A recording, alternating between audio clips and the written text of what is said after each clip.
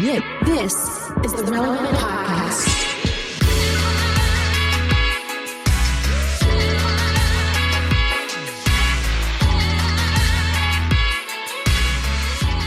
It's episode 1157, and it's the Relevant Podcast here in Orlando. I'm your host, Cameron Strang, and joining me from Loverland, Virginia, it's Jesse Carey. Hello, hello. From Nashville, it's artist, producer, mogul, Derek Miner. What up, though? And in LA, you know from Social Club Misfits, it's Marty. Howdy. Emily is not going to join us today because she is at a lake house with her girlfriends. So that sounds. She lives a really great life. I was going to say it sounds like the setup for like a Gen Z horror movie. Yeah. Like just a weekend away at the lake house with the girlfriends. And then the power goes out, and there's a storm. Howard's the first thing to go. yeah. Exactly. What was that? Yeah. Somebody's making out in the back room, What was that? and then you hear a scream, and it's like one of them's dead or something. Why do they always have to kill the promiscuous person first? Why do they Every time. The wages of sin. Black The person wages of gets sin killed is first. death. But the guy who's promiscuous person killing second. them, the person who's killing them is a murderer. Yeah. Yeah, but why? Why is he doing He's that? got to clean the world of all the dirty people. That's his. He's like, what is it, Decker? Like a religious. He's like Decker, like a good, like Yeah. he's a serial murderer for a good reason. No, it's just No, is because they're distracted. They're not paying attention. Dexter, And that was he goes for the. But it is an unassailable premise. Like there's something. I don't camp. Like I'm just anti-camping. Like I don't see there's no reason. Like humanity to has enjoy evolved. nature. There's other ways to enjoy nature. Humanity has evolved past camping. Like we're just better than sleeping I outside. think homeless people are like, what are you guys doing? The heck? But Just either gonna way, camp. Like in LA, there's always tents and stuff. either way, I'm not someone who like experiences like. Sure, I have like my fears and anxiety, but not like I never feel like in danger. You know what I mean? Right. Like I don't have that like child like, oh my gosh, I'm wake up in the middle of the night afraid of something or afraid of the dark, or I don't experience that. I don't go into the woods at night. That is horrifying to me. Like I grew up with woods behind my house. Me too.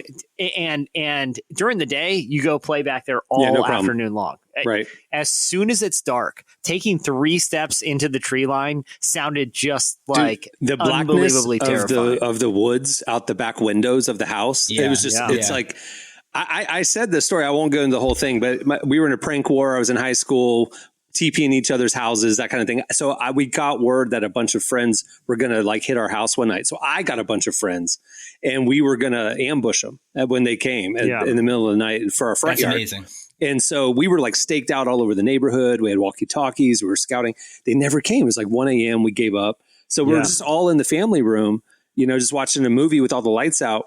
And again, my house backed up to 80 acres of woods. It was a conservation area and right in the middle of the suburbs. And so all of a sudden we see a flashlight in the backyard and we thought, Oh, God. oh, they're coming. They're going to TP the backyard. Oh, it's on now. Yeah. So we all like ran out the garage door, the front door, and we were like circling the house. We were going to like trap them and ambush them. Turned out it was a guy staking the house to break in. Like it was like a serial robber who had been going around the neighborhood. Listen, And we caught him. Like, what? We caught him. He got ambushed by 30 teenage boys with flashlights and paintball guns, and he ran into the Oh, woods. did you guys hit him? No, he just darted into the woods. And the I next would have shot him Cameron, hard. you told this story, but you didn't tell me that y'all actually confronted the guy. Oh, dude, he saw us coming out and we started yelling and flashlights and stuff. He took off in the woods. He probably was The next freaked. morning, Yeah. there's Well, police that's choppers. terrifying. There's like cops talking to us like, y'all are idiots. He could have been armed. What are you doing? We're like, we thought it was our friend. well, look, So, Yeah.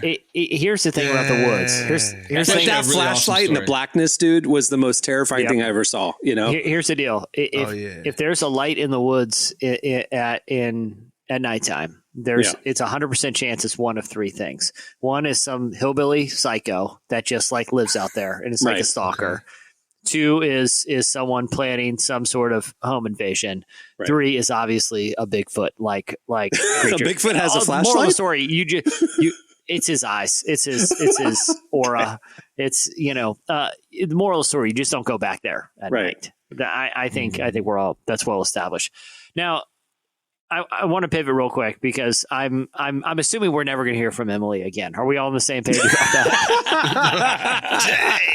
Assuming she's gone. I hope that's not true. Desperately hope that's not true. Me too. But it's a lake house at night. Not in a Texas. good scenario. Yeah, it's not good. And, you didn't say Texas. Yeah, she flew to Texas to go to the lake house. It's nice knowing you. Yeah. Totally different note. Did you guys watch the Curb finale? I did. I did. I was a little sad. It kind of made me sad. When things are ending, I'm like, that's sad. Derek, I've never seen one episode. Sorry. Oh my God. Derek, well, you have 24 years. You have 24 years of content to catch up on. As I was watching it, Cameron, you watched it, I assume. Yeah, of course. Yeah. It was sad. Marty. Yeah, Marty, to your point, it was sad because I feel like there's like with streaming these days, there are very few like legacy shows that you can kind of return to that are reliably good. Like every time I turn on something on streaming, you're kind of walking up to the roulette table a little bit. Like I'm going to give this about an hour of my time, but I don't know if this is a wasted hour or if I'm going to be investing more. With Curb going off, which has been on since I was in college, like that seems insane to me. I watched Curb in college. I was in high school. Yeah. It's crazy. Jesse, you weren't in college. It started in 2000. You were in high school. Yeah. I guess I was. I started watching when I was in college. But either way, wow, it was one of those things where, like, the only other like institutions like that anymore. There's Always Sunny. There's The Simpsons, where there's some reliability to at least the tone of the show. If it's going to be worth the characters too. Yeah, you know if it's going to be worth your 20 or 30 minutes of investment. That's what I was more sad about. It was like something that is recurring year after year that is of a certain degree of quality. Because like I said, so much, there's such a fire hose of content in the streaming era that I feel like it is a bummer to see another one go where I don't have to wonder, should I sit down for a half hour and try something new? The last couple seasons of Curb, I got to be honest, phoned in a little bit. They were old. Yeah. I mean, Larry is 76 years old. He's old. Like when they started, he was like 50, 52, and he was like in that early middle-aged kind of vibe. It's just weird now that he's going on dates with 45-year-old women in the show. It's just strange. Yeah. Like Sienna Miller. Yeah. It's just. And ever since I felt like when Bob Einstein passed away, like that, the show, Bob Funkhauser, but I mean the actor Bob Einstein. I felt like the show was holding on to something that was over. You know what I mean? Yeah. It was like trying to keep it going, but I love Curb.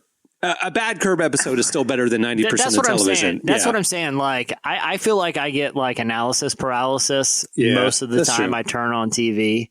Where it's like, okay, great. What's on this service? What's on this one? Right. And then I'm like pulling up my phone, reading reviews, like trying to determine if it's worth my time. Derek, what's your filter for if you're going to turn something on TV that you actually want to watch? You got 3 episodes out of me. Because there's a couple of shows that they haven't warmed up. I mean, even Breaking Bad. I feel like if you just watched the first episode of Breaking Bad, you wouldn't have made it through. Like, you need 3, in my opinion. Really, the first episode was kind of tight. It was like, weren't they like in their underwear, like in the middle of the desert, and you heard the police coming by? That's how it started, right? But it didn't capture the right tone. But then it got boring after that. Like, the first scene was dope, and then the character building...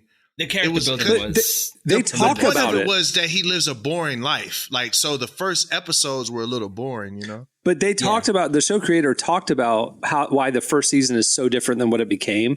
Because when he first started the show, he thought he was doing a dark comedy. That's why he cast Malcolm in the Middle's dad as the lead. Like he thought he was doing this weird deadpan dark comedy. And then they realized that's crazy. They realized what they had and the actors that they had, and they evolved the show to become what it is. They did that. Yeah. But I mean, like you just blew my mind. I had no clue that's what was happening. Now you love the show, Derek. They literally, that makes it even crazier to me. Yeah, they literally intended to kill off Jesse Pinkman within the first couple of episodes. Right. Yeah, his was like a short, but they realized, there's real chemistry. They got 4 here. episodes in and realized they had a different show than they thought, and then they leaned into that, and it became one of the best of all time. But the first season of Seinfeld, they didn't know what they had or what they were doing. The first season of Parks and Rec wasn't as good as what it became. Like. I feel like that's kind of standard for some of the shows that became the greatest shows of all time. They had to figure out what they had in time, you know. But the streaming era, you don't really. 3. But that's the Well, thing. season 2, episode 1, and go from there. You know, that kind of thing. But with streaming, like they don't get that room to like they have to figure it out right out of the gate, or else people don't care. To your point, the first season of Parks and Rec was Andy Dwyer trying to figure out how to not live in a hole. Like it was a pit. Like the whole season was they had whole characters like the boyfriend who just like vanished one day. Like, you know, they changed the show up halfway through. Yeah. Yeah. But all I have to say is like watching the end of Curb, which I thought was great. I thought it was great, like homage to the Seinfeld finale and failure. Yeah. Yeah. Yeah.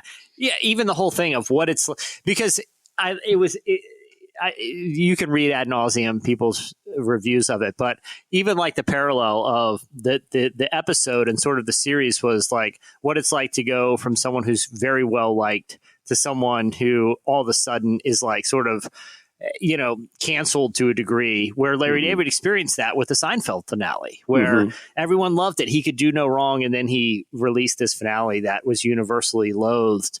And, you know, and that was sort of the plot of this final episode, which I thought was smart, but it was also, I thought they stuck the landing.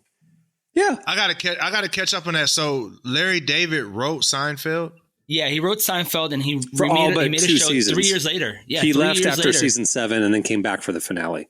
And season 7, if you've seen Seinfeld, definitely. I mean, Jason Alexander said this in an interview the other day. I watched his podcast, hilarious podcast. He was talking about, he goes, if we would have done another season, he goes, I don't know what the writers would have done because Larry's gone. He's like, I feel like they would have put us in space or something. You know, like it just kept one upping. Seinfeld was my favorite show of all time. It hit Seinfeld and Letterman defined my humor, you know, like that was what shaped me.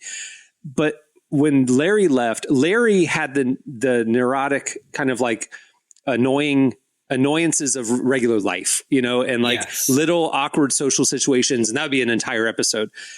After he left, they became cartoonish characters with like big, crazy plot lines, and it was just like it became a different show. It was still good, but it was a different show. Yeah, it was still good. And so the last point season was a little weird. The point, they had to keep outdoing themselves. Yeah, that's right. But like if they did do another season, the dealership, it was a good episode, but it's still like it's just not Seinfeld. It's just not right. You know, it's not Larry. So what I'm gathering is Larry David's style is like take something mundane and make it hilarious. Yeah, exactly. Like there's an entire episode where Jerry picks up his car from the valet after dinner, and the valet had BO, and the BO stayed in the car, and he couldn't get rid of the valet BO smell for the entire episode.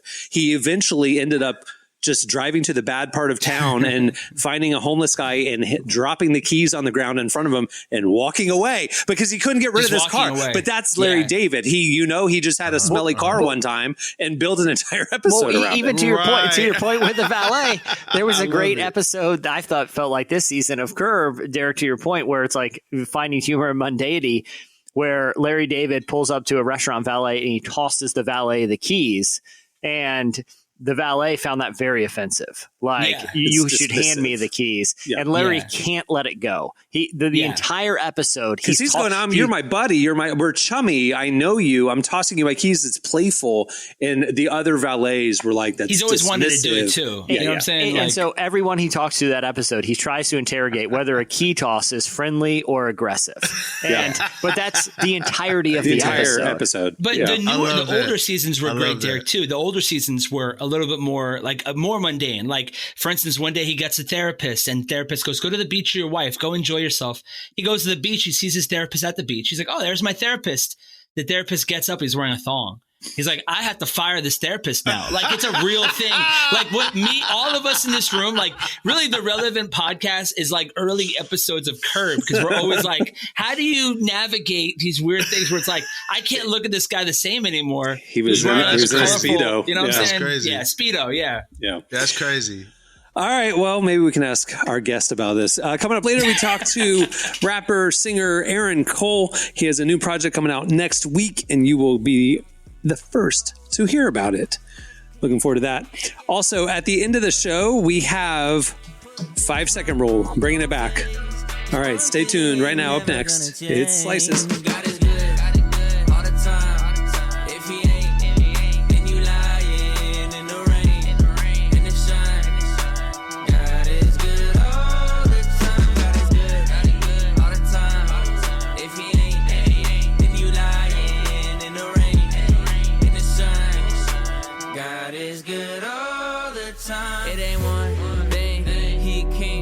You're listening to Forrest Frank and Caleb Gordon. The song is God is Good.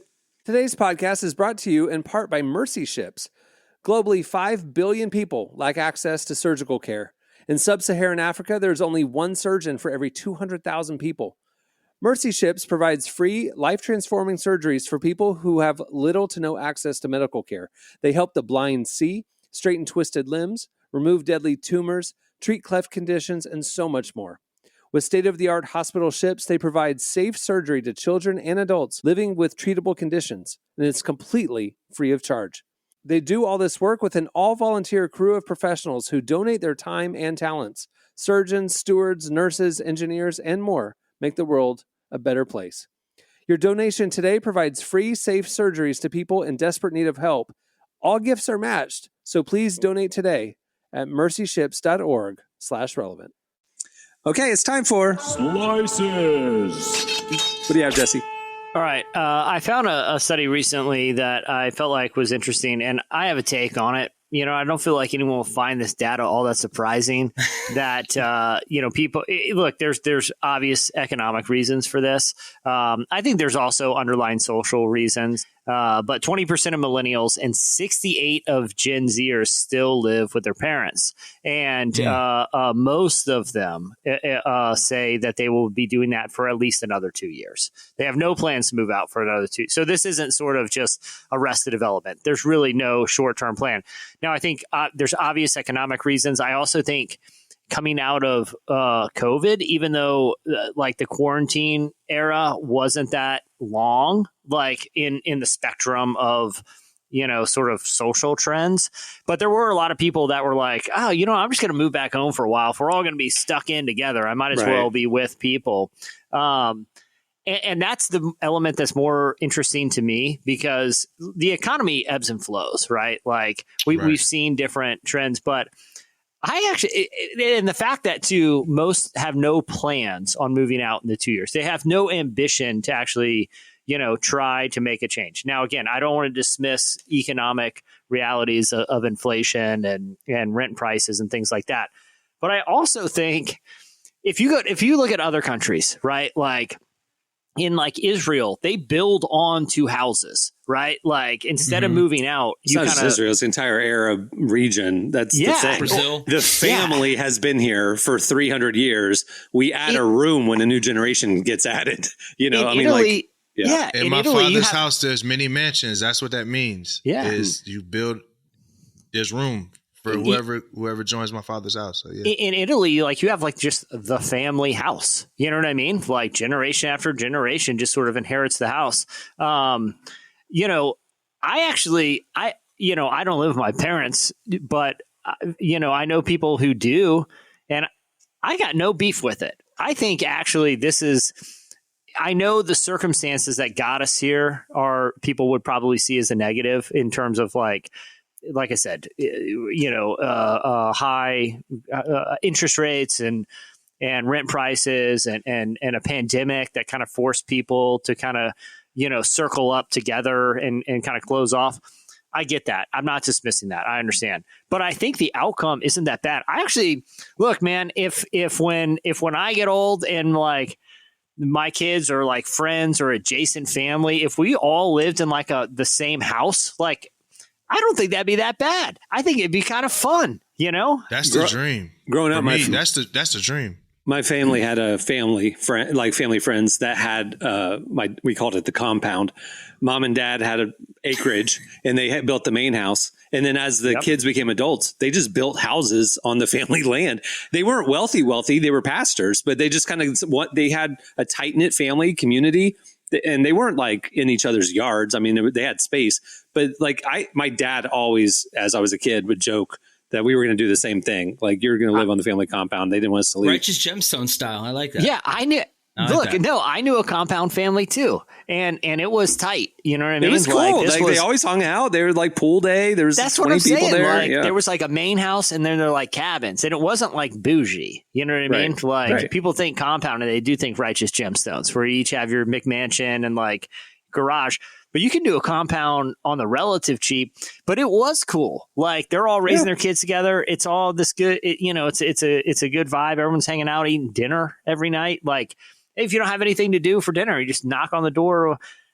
It's like living in a college dorm for the rest of your life. With family and extended family, and there's always, here's the thing about compound families, they always have one unit in the compound that isn't related, that somebody just kind of brought in, and they're sort of like not the official family, but we kind of the adopted compound family, and they're still coming to Christmas and stuff. And we call them aunt and uncle, but they're not really aunt and uncle. You know what I mean? Yeah. But that's okay in compound life. Sometimes it's an aunt who's just unmarried. You know what I'm saying? Like, but also becomes like a nanny out of nowhere. Like it's one of those families. There's some interesting dynamics that evolve, but that's okay because you're living the compound life. There's no judgment in compound life. I mean, there's a lot we can learn from Italy and the Middle East, and like how to live in community and family being strong. A lot of families in California, they do that. Like you'll have one family buy a house and then you'll have the family living in the house. Like I had a buddy of mine, he owned, his family came from Taiwan. They lived in his house, and his family, after working for like 5-6 years, bought the house next to it. Yep. And then they bought the house, and then his daughter bought the house. So they had 3 houses. I'm like, you guys are going to buy the whole neighborhood, but that's what they wanted. So they had 3 houses. And that's a common thing in California. There's a family actually down the street that it's a very Asian thing. Like, because I'm thinking of Asian families Indian I know, too, like, wealthy. like they want to live right next to each other on the same block and stuff. That's interesting. Yeah. I mean, it's a black thing too. Like if you go back to some of those, like in the country, like my wife's family, they got a bunch of land and everybody has houses on the land. I love it. Like there it is. A lot of the aunts and the uncles. Now the younger generation, like our generation, they've kind of dispersed. But like they were all, my wife grew up next door to all her family. And being a transplant, because my mom moved from Michigan down here to work at a factory, I miss that. I want my kids to experience that. Like just being able to go play, all your cousins on a Saturday, just get together and just go play in the field. You know, and they have deep relationships with one another. So look, I feel like I love that America, we're all about independence and stuff like that, and everybody have your own. But I think it's dope I've been trying to get my mom to move in with me for the longest, like because I talk to her every day, you know. So, I do it. And I think that's my point is like, the roots of this social trend, I think a lot of people would see independently as negatives. But I think the kind of outcome, I think it's kind of cool. Like I'm not hating on anybody who lives with their parents or is living. My sisters are cool. And they're even calling it, there's a different term. They call, in kind of socioeconomics, or social science circles, they call it multi-generational homes. It's not like living with your parents. I think it's saves a ton of money. I mean, like exactly. The housing costs are insane right now. Yeah. I saw a thing where like in 2021, if you bought a house that was $750,000 at the interest rate at that time, your payment would be $2,200 a month. And today you would get a $400,000 house for the same payment, or $375,000 for the same payment. Yeah. And obviously housing prices went up. So you're going to be living in a way worse house. Anyway, it's crazy. Yeah. Well, things have changed. Call up the parents. There you go. Move in. Look at some property out in the country and get that compound life going. Compound you life. One of those barn dominium. Somehow I ended up on a barn dominium Instagram reel thing. I watched like one that somehow showed up. Because that's all. Yeah. All you got to do is give it 10 seconds, and all of a sudden, that's all you see. That's your feed. Yeah. And it's people who get like these like steel barns and just build out these huge family compounds. I'm not gonna lie. That just showed up in my feed like a week ago, and now I've become pretty attached to some of these families. Man, I was attached to the high school. You ever saw the high school? A whole family bought a high school, like a legit huge high school. They're all living in different parts of the high school, like the entire family. You can look it up on TikTok. It's wild, but it's weird because it has that aesthetic of like concrete walls. Yeah, like that's weird. Like a church should rent it on the Sunday, but the way that they built it out ended up becoming kind of tight. Like they kind of went all out. Some of them barn dominiums, dog. That's what I'm saying. You got them on them. They showed up in your feed too. Yeah, I went to Puerto Rico with my wife for our anniversary last year, and this guy had took 2 shipping containers.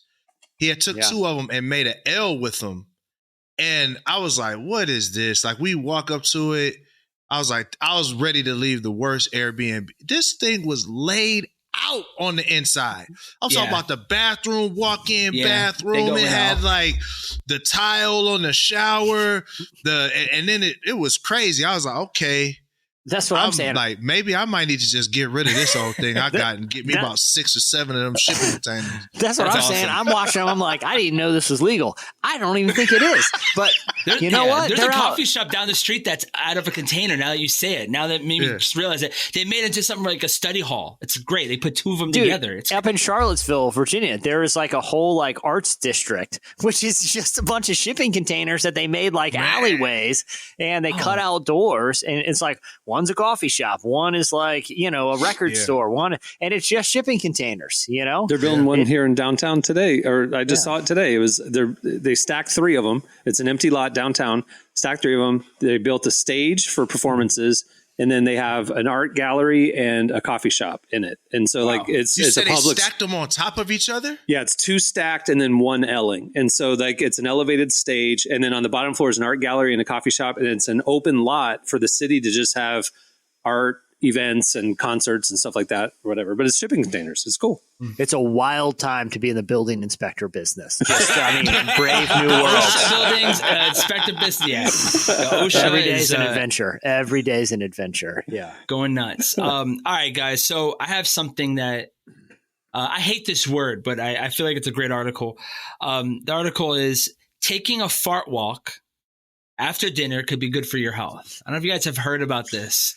Can I stop you real quick, Marty? Go for it. Yeah. Because I think you'll probably observe from Slices and opening banter, it is an exceptionally slow news week where this I was going through the stories. I'm like, I guess I'll do the word. I hate the word fart. I don't know why. The word just has, I guess in my family, we just don't like it. But there's this new trend going on where after you eat, you go for a fart walk. It's not a new trend. The idea of walking after you eat dinner to help digestion is like tried and true. It's becoming a little bit more popular. I call it a TJ Maxx walk, but that's just me. This has been known in some circles as crop dusting for a long time. Yeah. It's just rebranding, but for Gen Z.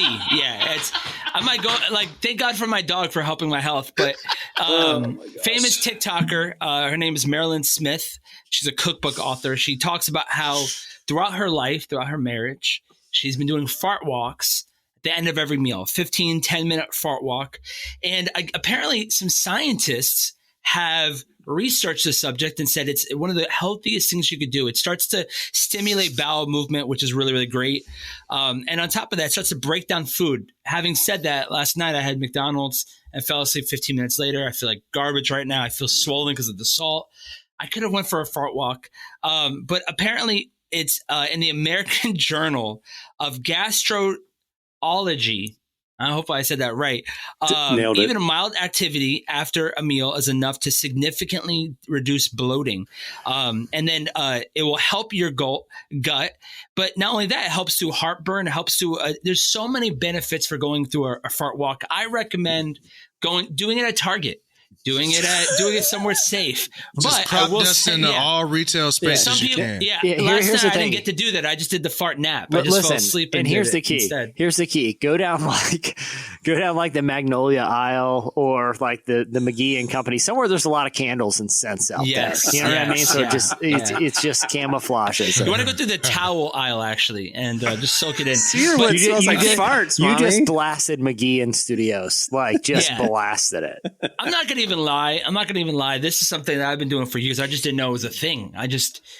We'd go on eats and then afterwards we'd go walk. But I would always walk because my cousins wanted to do a walk. But the reason why they wanted to do a walk was because they wanted to, I wanted to just, be outside. And now apparently it's something that Gen Z's attaching to. So I say do a fart walk if you ever need to not feel bloated after the greatest generation. We are on the greatest generation. Ends at Z. I just watched those the Masters of the Air show on Apple, and then they had a documentary afterwards about the greatest generation. And these 20-year-olds like sacrificed and struggled, and I mean really like POWs. It was just crazy stories. this generation Fart walk. introducing fart walks. I want to see the Apple TV series of the pioneers of this movement, But the thing is, the person who introduced this idea, the woman who introduced this idea is in her 70s. So she is a part of that. Her and her husband are part of the so-called best generation. They're giving us their wisdom and now passing it on to us. All right. What do you have, Derek? Well, I believe this generation is going to be known as one of the greatest scamming generations of all time. Like, just between internet scams, crypto scams, and all these different things. Like, I feel like if we haven't nailed anything, we have nailed how to scam you out of your money. So think about this. How many movements have started off like honest, true, grassroots movements that are meant to solve a problem? And then somehow they get co-opted by corporations. I mean, I can think of a few. Black Lives Matter started out as just people saying Black people's lives matter. Hip hop started out as let's talk about our culture. Let's talk about all these things, right? And then now we have the anti-diet movement. Have y'all ever heard of that? No. Yeah. I never heard of the anti-diet movement. Anti-diet? Have you heard of it? Yes, No. anti-diet movement. So apparently there was a movement that started in the 60s that it was all about body positivity, meaning that you don't have to look like, this ripped person. You don't have to be 60 pounds to be healthy. Like, you don't 60 have to be pounds skinny ain't to be healthy unless you're 9 years old. Exactly right. Exactly. So you don't have to be super slim. You don't have to look like a supermodel to be healthy, right? So that's the idea here. Well, there's a trend going with hashtag food freedom and anti-diet that you have a lot of influencers that are now jumping on this movement. So I'm going to read this. They said they analyzed 1,500 of social media posts, and we found that some people are making pretty unscientific claims, like there's no connection between nutrition and chronic diseases. So there's no, doesn't matter what you eat, chronic diseases just happen. It says some influencers are saying that no food should be labeled as junk food or unhealthy because all foods have value. And they do this while snacking on Reese's peanut butter cups. Well, guess what we found out?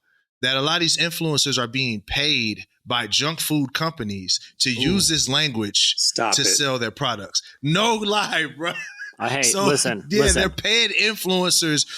General Mills, one of the biggest food companies in America, has started adopting the anti-diet philosophy as a way to promote their products. So they're doing influencer marketing with this anti-diet concept to sell more junk food. Yeah, what that's a scam. insane. That almost reminds me of when I was reading an article about how they lobbied to have more formula instead of breast milk by lobbying work weeks to be women go back to work instantly. Like, there are so many things going on behind the scenes.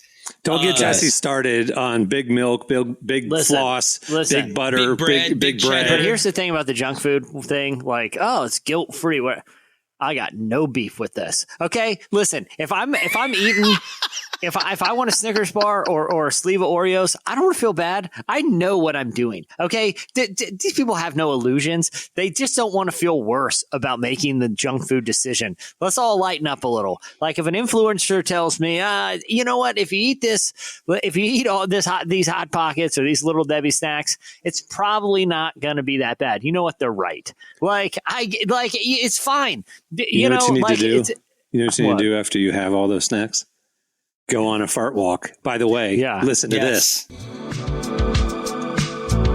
Was it the spices we just had to eat? I grabbed my jacket, we hit the lit streets. You left me with the night air so sweet. We'll step the strides as we own the beat.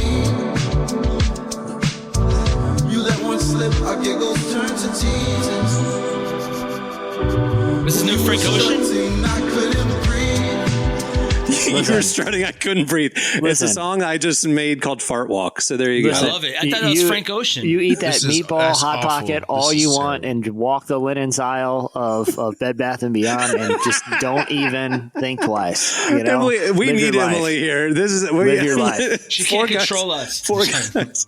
All right. Well, that'll do it for Slices. That'll do it for Slices. Stay tuned. Up next, Aaron Cole joins us. Tell me what to do. I change my clothes and look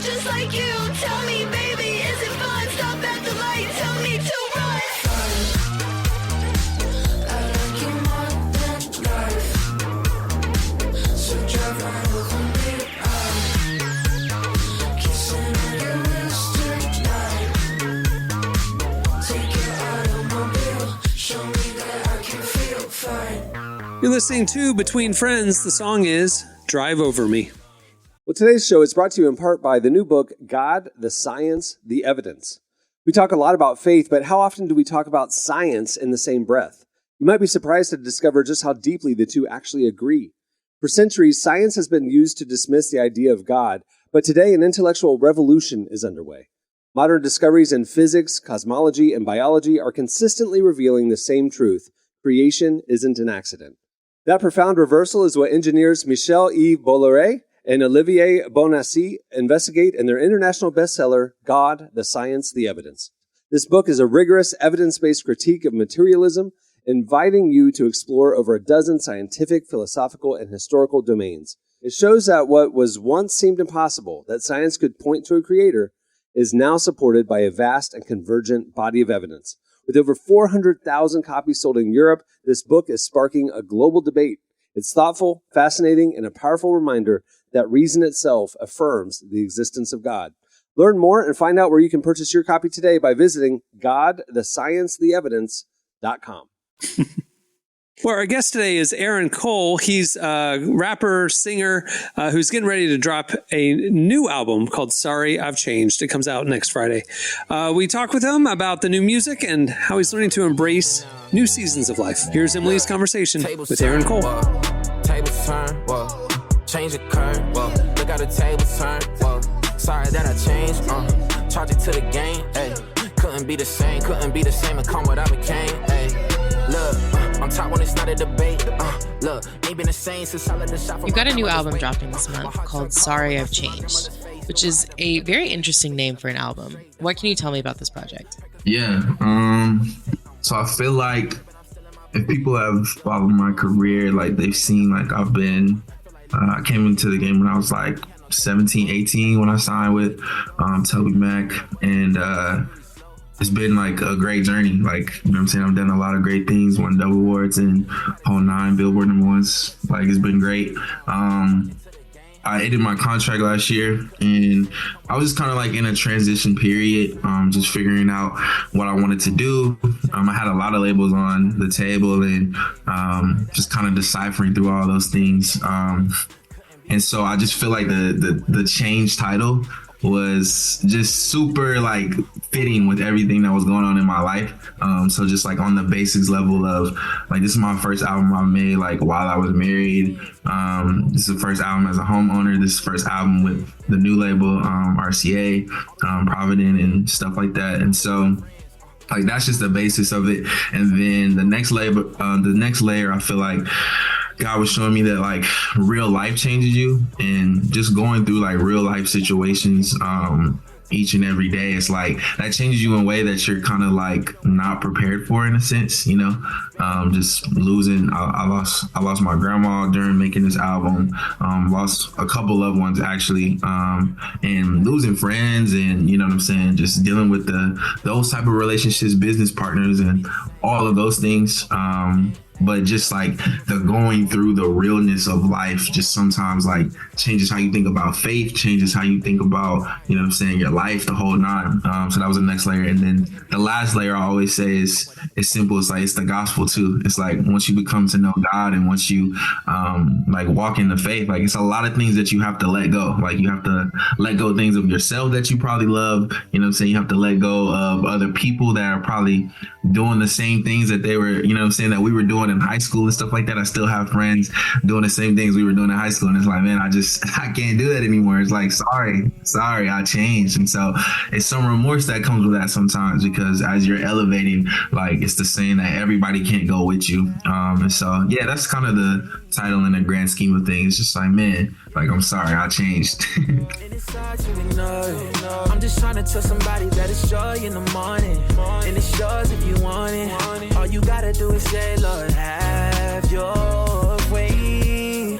Lord, please, won't you just have. That is a lot of change in a really short amount of time. Do you feel like you're good with change? I feel like everybody is a balance, like just like everybody. Like it's like when things start changing in your life, you're like, bruh, like, what's going on? But then when you come to the other side of things, you're just like, okay, like, I needed to go through that change just to be who I am today. Like, if I was the same person that I was when I came into the industry, like, I would be, you know what I'm saying? It wouldn't be good. Like, you know what I'm saying? I feel like I've elevated and just grown into the man and person that I am today. That makes everything better. It's like, I feel like we as people are always changing because we're not perfect. It's like, we're not perfect people, but God is perfect and he's someone that never changes. So if you feel like you're God, then that's when you should say that you never change. But for me, it's like, I know I'm not perfect. I know I need God's love. So it's just like, man, I have to embrace change because change is good. Yeah, you always been loyal, and it's hard to ignore it. I'm just trying to tell somebody that it's joy in the morning, and it's yours if you want it. All you gotta do is say, Lord, have your way. Lord, please won't you just have your way. Yeah, and it sounds like you're talking about a lot of those changes on this project. Would you say this is maybe your most vulnerable album yet? Yeah, absolutely.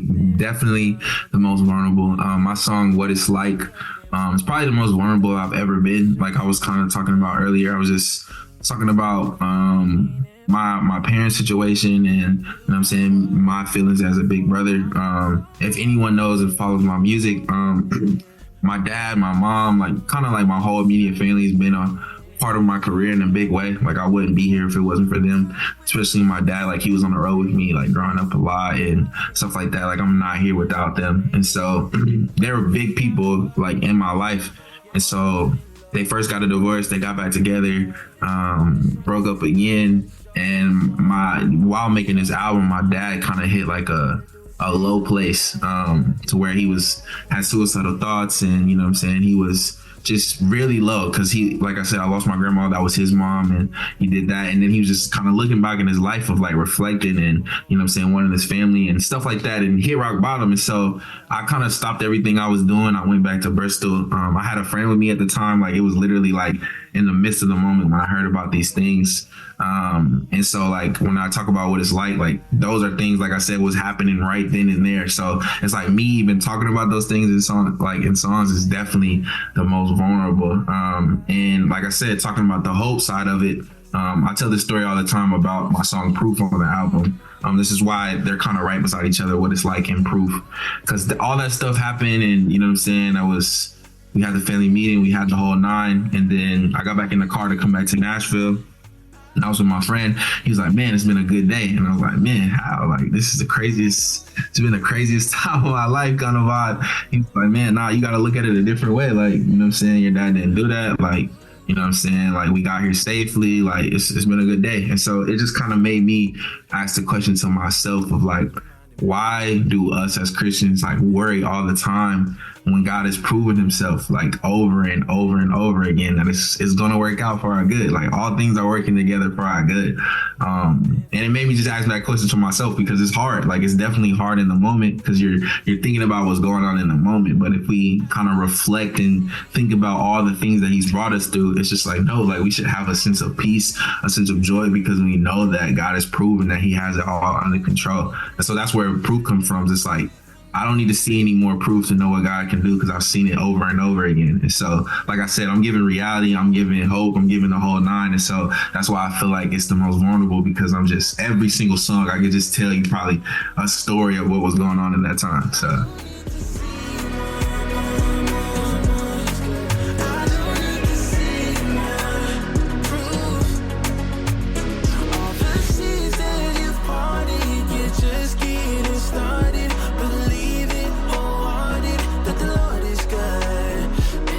Yeah, and I think people do learn a lot from vulnerability too.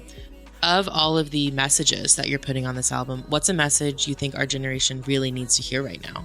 Yeah, that's a good question. I think for me, something that's been consistent with this whole album rollout is to keep going. I've talked about it a lot, like in my career, but me being like from a small town in Bristol, Virginia, me being at the place that I'm at today, like I don't take lightly, because it's like, I feel like if God can do it for me, like he can do it for anyone else. And there's a lot of people that feel like, oh, like it should happen quick. Like if it's not happening right now, if your song's not going viral right now, if your business is not going viral right now, then that means that you should quit and figure out something else. And it's just like, no, like I'm the testament that building brick by brick works, you know what I'm saying, and trusting God to continue to build and mold you and change you and, you know what I'm saying, make you more like him every day. Like I'm a testament of that, because it's like brick by brick I had right on time, but then like I had the double board, and then it's like I'm chilling, and then it's like, you know what I'm saying, the pandemic happens, you know what I mean, like I win the double board and pandemic happens. It's like, it's nuts. And so it's just like brick by brick, ups and downs. It's just like I could have won the double board, like, and when the pandemic happened, just lost my mind and quit, you know what I'm saying, because everyone was in the house. Like I was like, man, what am I gonna do? Like, you know what I'm saying, we can't do shows, like what's gonna happen? And it's just like, no, I kept going, to where the fact like I just signed a major record deal and the whole nine. So I feel like that's a very important like topic that I always like want to show to people when I'm talking to, you know what I'm saying, people that come up in small towns or big towns, whatever it may be. Like you may come from nothing, like you may come from privilege, but whatever it may be, I want you to know that you can't quit and you can't stop. And if you feel like God's called you to do something, you should just keep going, man, because it's going to work out. And that's why it says in the Bible, like, in due time, ye shall reap. So that means it might not happen on the first post. It might not happen on the second post. It might not happen on the third post. It might not happen on the 100th post, you know what I'm saying, the 100th posts, but you got to keep going. And so, yeah, that's my whole message. That's my whole vibe. So, yeah. Yeah. So sorry I changed. That's just the price of the fame. Yeah. That's just the price of the fame. Yeah. That's just the price of the call in my life. This ain't a regular thing. Yeah. Be something shake when I'm rolling the dice. My phone, I just look at it ring. Know what I mean? I had to, yeah. That was Aaron Cole. Make sure to check out his new project, Sorry I've Changed. It releases next Friday. You can go pre-save it now, wherever you get your music. All right, stay tuned. Up next, it's 5 Second Rule.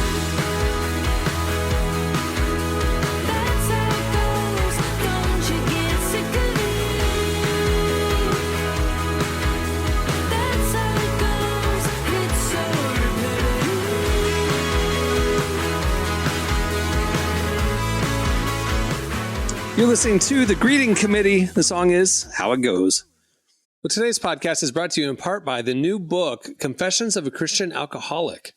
Author Jonathan Seidel knows firsthand how even believers can get stuck in shame and destructive habits, especially when it comes to one of society's biggest obsessions, alcohol. In Confessions of a Christian Alcoholic, he details his spiral into disordered drinking and shares the 4-step process he eventually used to break free. There's hope for alcoholics who become Christians and for Christians who become alcoholics. Find Confessions of a Christian Alcoholic wherever books are sold. What if you could change a child's life with just $10? Right now, thousands of vulnerable children in East Africa are suffering from jiggers. It's a painful, preventable parasite that burrows into their feet. Soul Hope is the only organization treating it through foot washing, medical care, and durable closed-toed shoes that protect kids long after treatment. $10 may not seem like much in today's world, but when we come together, those small gifts add up to big change. Join the 10 for 10 campaign. $10 protects 10 small toes. Visit soulhope.org/10 to give now. One small gift makes a big difference. Again, that's soulhope, SOLE, hope.org/TEN. All right. I mentioned at the beginning of the show, we are going to do a round of 5 second rule. We have a little jingle for it. Here it is. It's 5 second rule. Look at us. Elevating things here. I figured out AI music, guys. AI music. It's dangerous. It's amazing. It's dangerous. All right. 5 second rule. You know how we play this. We're going to go around. You guys got 5 seconds to tell me 3 things. I'm going to give you, I have cards here, just random topics. You got to list 3 things within 5 seconds. Here we go. Jesse, you're up first. Tell me 3 body parts you can live without. Go. Toes, earlobes, and eyebrows. The eyebrows? That keeps water out of your eyes. I could come Toes? up with it. You gonna live without your toes? I had 5 seconds, and I think I'd be okay. I think I'd have some prosthetic, and I think for the eyebrows, I'd have a headband solution. Nice. Like a really like you know what kind of headband it would be like Alex when LeBron Caruso. What kind of No, it weird, would be like sick, when twisted LeBron- game are you playing? when LeBron his hairline first started going, he was wearing those double wide headbands. Oh, yeah. Yeah, we got a guy in the the Magic doing that hairline. right now. Jalen Suggs. It's like, Yeah, buddy. I'd wear one of No, those. Jalen, no, Just let it go. Let it go. Alex Dust it Caruso was rocking it for a while, and then he shaved it. Like he just LeBron's was basically a beanie with the top cut off. Like that's how thick he got Yeah, for a it while. was. It was. You're right, actually. All right, Derek, here we go. 5 seconds. Name 3 itchy things. Butt, feet, and back. That You thing's went on body you that parts. itch. Things that itchy like I'm glad feathers. You went body parts again. He's like, but It's like butt. People have itchy butt. People have itchy feet. People have itchy backs. When they go on that far All right, Look, all right. that's what it is. All right, Marty, 5 seconds. Name 3 classic arcade video games. all right. Tetris, Super Mario Brothers, and Street Fighter 2 Turbo. Is Tetris an arcade game? Yeah, Yes, Tetris, sir. the classic Yes, sir. Tetris, the one that it's the word, it's not even color. All right. We have an old arcade over here. I love it. Jesse, here we go. 5 seconds. Name 3 books that have been made into movies. Narnia, Lord of the Rings, and Time. there's got to be another. There Road is. to Perdition. You should have said one of those boring movies like. I said Jim- Lord of the Rings and Narnia. You should have had Harry Potter. That'd have been a trifecta. Yeah, there you go. Harry There you Potter go. would've did it. All right, Derek, Yeah. here you go. In 5 seconds, name All right. 3 yoga poses. Downward dog. Downward dog. I Time. don't know 3. I just know downward dog. That's all I know, too. You could have said whatever. I would have known. I don't have the answers in front of me. All right, Marty, here you go. Name 3 aquatic animals. Aquatic mammals. Aquatic mammals. Sorry. Go. Okay, a seal, a whale, and then a shark. Dolphin. Dolphin. Dolphin. Doesn't count. I don't Sorry. think shark is. They don't come up for air. I know. Sharks don't come up for air. I think Yeah. Whales They do just do because of sweet Seinfeld, jumps. Yeah. right? The mammal. Yeah. All right, Okay. Jesse, here you go. Okay, in 5 seconds, name 3 pets other than cats and dogs. Hamsters, parakeets, and gerbils. There you go. All right. Turtles. Some people have turtles. My next door neighbor, he turtles. That is- Really? You got a okay. turtle He walks neighbor. them through the street, literally like a 78-year-old Asian Like a man. He has a box stick, turtle? and there are 2 turtles, and they walk slowly on the sidewalk every morning. It's the So, most amazing. so when you That's say crazy. stick, this isn't a leash situation. This is like That's a, crazy. you know, This is free. This is free. like a free- shepherd, yeah. like he a herds them shepherd with a staff. stick? with a little Okay. stick, straight up stick, and he's videoing it the whole time. Like I'm trying to find his channel for years. I have a neighbor that walks her cat on a leash. It's like, That's crazy. By the way, that's the socially responsible thing to do. Real quick, real talk. I don't want to. I could go on about this. I know we're coming up on time here, but did you know that there is a major ecological? And I'm going to anger a lot of people about this. There's a major ecological situation happening, not just in this country, in countries across the world. That cats in America alone kill, like house cats that are just allowed outside during the day. Mm-hmm. They kill billions with a B of birds a year. Like people think, wow. oh, I just let my cat roam free, roam the neighborhood. It is an ecological disaster because they're an invasive. Cats are not native to here. Like we domesticated them, and they're not supposed to just be let out in the wild. Cats are natural born killers. They are slaughtering birds right now. I'm telling you, it's a real problem. There's big dust up in my neighborhood about this. Okay, you can listen. They've moved on from sourdough. Listen, you can listen to there's a podcast called Search Engine hosted by PJ Vogt, formerly of Reply All. They did a fantastic episode on this cat problem. It is a major issue. Keep your cats on leashes. Thank you for watching The Price is Right. Make sure to spay and neuter your dog. yeah, there you go. Keep them on leashes. Leash them up. Leash them up. All right, Derek, here we go. Name 3 rock bands that are more than 20 years old. Eagles, Aerosmith, The Killers. There you go. Wow, the Killers are. I mean, think about it. It's something that was big in 2000. It's 24 years ago. Yeah. So, yeah. Wow. Marty, name 3 reasons people get fired. Yeah, that's easy. Yelling at their boss, being late all the time, and stealing. There you go. I've done all 3. I was going to say. He's like, I know why you get fired. Oh, trust me. That's why I work for myself. Also in the job realm, Jesse, name 3 jobs that require hats or helmets. Construction worker, professional baseball player, astronaut. Wow. There you go. Derek, name 3 games that can be played with a deck of cards. Spades, poker, and solitaire. There you go. Good. Real quick on the hat thing, the helmet thing. Pharrell is building like a big surf park. You know those like he's building waves. One right down the street with his fake waves. His face is all over it, right? And a buddy of mine is like the electrician lining it up, and he's like, "Hey man, you want to come take a tour? You can see what it's gonna be like." I'm like, "Heck yeah!" I went on the job site, but I had to suit up with like the helmet. I had to wear like a coat and a badge. Can I just say this? I've never felt like more of a man just wearing a hard hat for like a brief tour. If you wear a construction hard hat and a coat on a job site, you're like, I'm an actual human. You bought a tool set after Even this. though I had nothing to do with the actual tool set. I wasn't actually doing anything constructive. I was just walking around. I can tell you this, I've never felt more official at anything than when I had that hard hat on walking a job site. It's a really great experience. All right, Marty, name 3 Disneyland rides. Yeah, we have Space Mountain, we have Splash Mountain, and then we have the Teacups. You don't have a Splash Mountain anymore. They shut it down.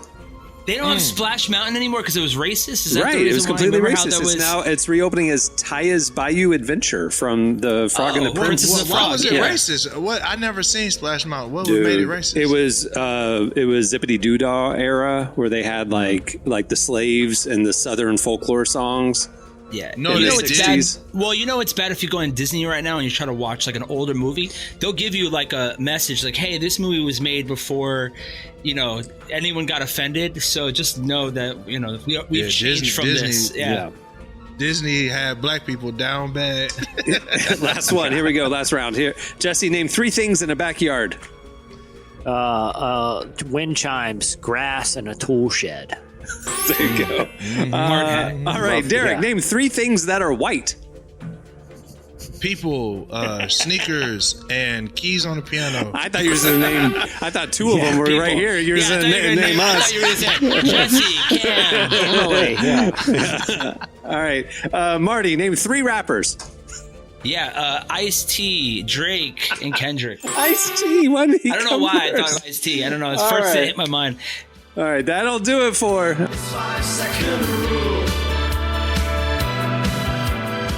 Well, before we wrap things up, I want to thank Aaron Cole for joining us today. Make sure next Friday to check out his new album, Sorry I've Changed. You can pre-save it now. Also, make sure to check out Relevant Magazine. Over at the website, we have our digital issue 114 featuring conversations with Need to Breathe, Rainn Wilson, Brooke Lidgerwood, Mike Todd, so much else. You can read it for free thanks to our sponsor, The Covenant, which is streaming now on Apple TV. Okay, on that note, we'll wrap it up. I'm Cameron Strang. I'm Jesse Carey. I'm Derek Miner. I'm Marty. We will see you on Friday. Have a great week, everyone.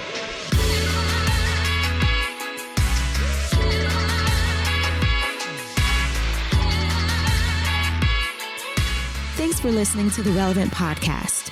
Check out our features, interviews, and news updates every day at relevantmagazine.com. And make sure to follow Relevant on Facebook, Twitter, and Instagram for the latest. For more great podcasts, browse the shows on the Relevant Podcast Network, which you can find at our site. And while you're there, don't miss the all-new era of Relevant Magazine. A new issue releases every other month at relevantmagazine.com.